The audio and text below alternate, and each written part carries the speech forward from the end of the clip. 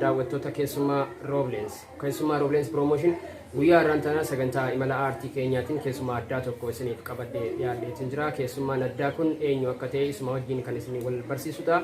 Egaan sagantaan imala aartii keessumaa Roobleens hojiilee gama aartiitiin hojjetaman keessatti iyyuu weellistoota garaagaraa irra naanna'uudhaan dubbisee kan isin biraan ga'u ni ta'a. Keessumaa keenya jalqabaa irraatiinis aartistii tokko qabadhee dhiyaadheetiin jira. Egaan hanga mana isaa yookiin immoo mana jireenya isaatti deemuudhaan aartistii Nasir Ahmad kan jedhamu waliin wal gaaffii deebii taasisnee jira. Hanga xumura sagantaa keenyatti nu faana turaa isiniin jenna. Kun sagantaa keessumaa Roobleens Promotion.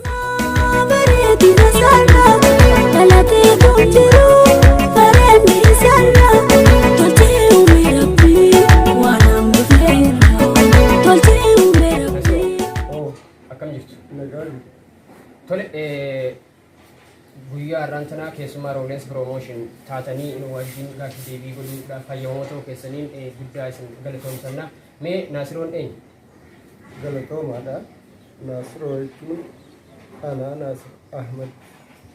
Iddoon dhaloota kootiittis Awwaaree Bubbee naannaa magaalaa Bubbeedha. Awwaaree Qo'ee bakka jedhamtutti dhaladhees guddadhe jechumatti. Godina Harargee Lixaa aanaa gubbaa qo'ichaa jechuudha. Eeyyeen araddaa lakkoofsa 7 jedhamti.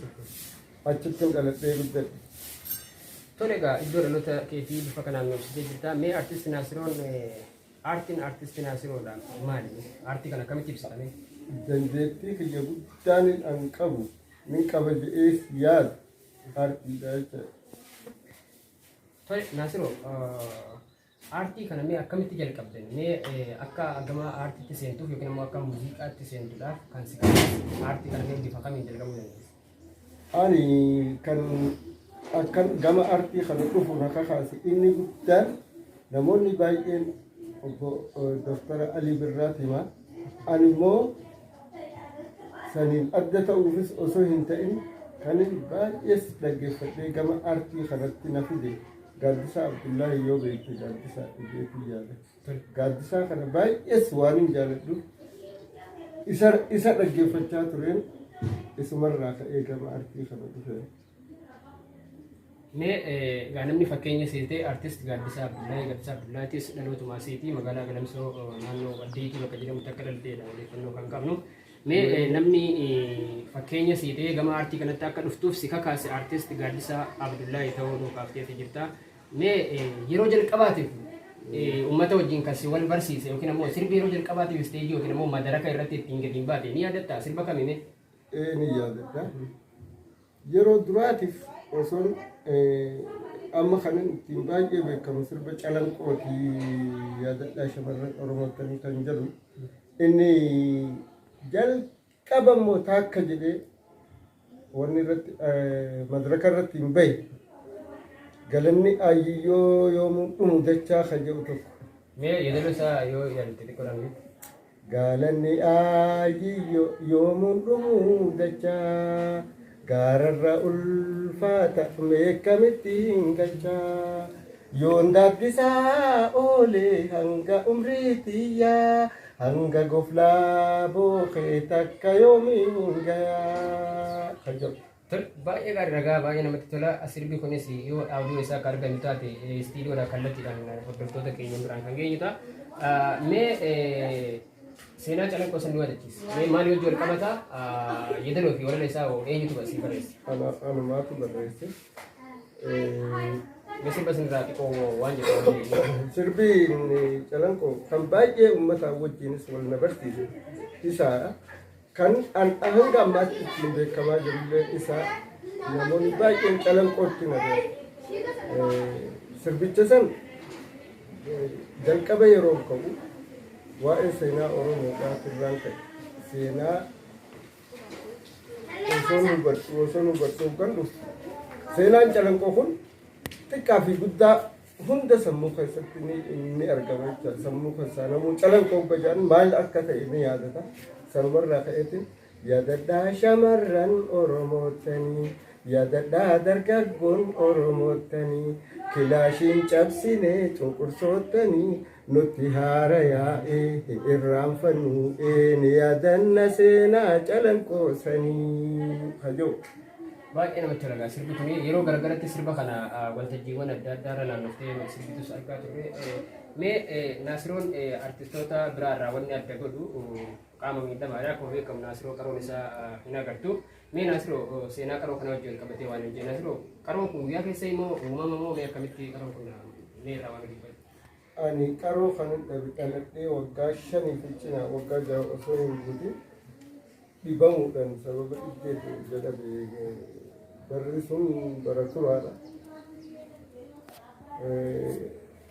Bara turaadha dhaladhee waggaa 5 fi cinaa jechuudhaan bara sana achirraa ka'ee wanni artistoota biraatiin addana godhaa jedhee yaadu yoo jiraate sirbootan baasu kana sammuutti hin qabadha malee barreessa hin qabadha. Kan akka kiyyaatis jiraachuu ni danda'u. Garuu hangan arge keessatti namoonni barreeffatanii qabatan. Isaanii barreeffatee barruurraa dubbisuu yaadatuun argaa. An hunda sammuutti yaqa isaan qaba. Osoon hin daganne jechuudha. Sirboonni ani baasee hanga ammaatti itti sin sirbin kan kaayee jiru sirba yoo xiqqaate sirba 60 oli sammuu biyya keessa jiru. Albamaan gara albamaa 30 meeqaan taa'ettee yaadda? Gara albamaa amma akka gara albama 4 akkas. Tole mee artist Naasiroon yeedaloo fi walaloo kana ofumaaf barreessaa moo namaatu kennaaf mee namoonni ati yookaan ammoo dandeettii walaloo yookiin yeedalaa qabdu kana artistoonni ati kenniteef yookaan ammoo namoonni ati gumaacha gooteef ni jira aartii keessatti. Eeyyeen kumaalee baroota jedhamtu kanneentu hin jira. Amma galanni ayyayyoo kareefu ansiin jedhu san sirba san ishiitu fudhate. Ishiidhaaf hin kennee yaadala xiqqoo irraa meessitee Adii Maammaddii Matiitu yaadala isaa san irraa jirjiire hundatti fakkaata. Itti sirbitee jirti. Akkasuma sirba kumalee baruu san keessatti yoo yaadatta ta'e dammee wanni naafiyaat kiyya kajettee taphattu yoo ka'acha naafiyaat kiyya kajettee taphattu sirba sanis anaatu kenneef dammee kiyyaan jedha ammoo Naafiyaat jettee. Ishiin naafiyaat jettee bakka san jirjiirte malee yaadalallee hin jirjiirre isa. Akkasuma ammallee tokko kan hiree waa'ee ilma namaa hin amanin achi keessatti jettu tokko jira. Isa sanis anaatu kenneef bakka bakka irraa jirjiirte malee. Mee Naasiroon dandeettii addaa qabaa jedhan dandeettii ajaa'ibaa. Innis namoota yeroo takka yookaan ammoo namoota yeroo takka walitti dhufanii walitti dubbisan ganaa deebi'ee maqaa isaanii hin dagatu jedhamu. Mee waan kana akkam ijoollummaa irraa kaasuutti waan kana sammuutti qabachuu dandeessa moo nama akkamitti adda baasuu dandeessa akkasii? Sammuutti qabachuu waan ijoollummaa irraa kaaseefi jedhamee as galmeen sila ijjitti gartee galmeessitu sun sammuu irratti na deebi'e. Tole egaa kabajamtootaa fi daawwattoota keessumaa Rooblensi Promotion sagantaan keenya ammas akkuma itti fufetti jira keessummaa addaa qabannee isin faana turaa jirruun akka bu'aaraa warraa barachaa jirtan hin shakkinu ammas nu faana turaa hanga dhuma sagantaa keenyatti ammas nu faana turaa isin jenna. Nasiiba ijoollummaa booreessitee qaxxamna gootee hamiina cabsitee tarraa gatii du'aa. Bultiis jaaladheen ture bara 94 bultii duraa ijaaree ijoollee 3 godhadheen ture. Ijoollee 3 godhadheen ture haati manaa achi keessatti dhibdee sammuutiin narraa sammuun jeeqamte ishiin san baddee turte baddee dhabamte jechumaanuu hin argine ilmoota akkaa wajjin ni dhabamte. Isa lammadaa ammoo gaa'ela baranan geggeeffate normaal kana Aruuza irra jirta. Haruusa irra jira jechuudha yoo rabbi jedhee. Tole nuti egaa aruuza keetii dhufnee si dubbisaa jirra maatii keettis argaa jirra ammas kana warra rabbi wajjin warra waaru sinaa godhu mee dhumarratti mee gaaffii deebii keenyas gara dhumatti geessuutti kan argamnu mee sirboota kee keessaa kan uummata biratti baay'ee jaalatamuu fi fudhatama guddaa argatee jiru kan uummanni sirraa jaalatu keessaa mee yoo weellisu tokko. Inni baay'ee uummanni jaalatu hayyoon isa sirbuu baay'ee gaaffii natti ka'u uummataa godhaa jechuudha. Calanqoo isa calanqoo jedhamu kun. Yaadadhaa shamarran Oromootanii yaadadhaa dargaggoon Oromootanii kilaashiin cabsinee cunqursootanii nutti haara yaa'ee hin irraanfannu yaadanna seenaa calanqoosanii. Barbadooyte wanjoon cunqursootanii barbadooyte wanjoon cunqursootanii qabsoo goottan ilmaan Oromootinii nutti haara yaa'ee hin irraanfannu yaadanna seenaa calanqoosanii.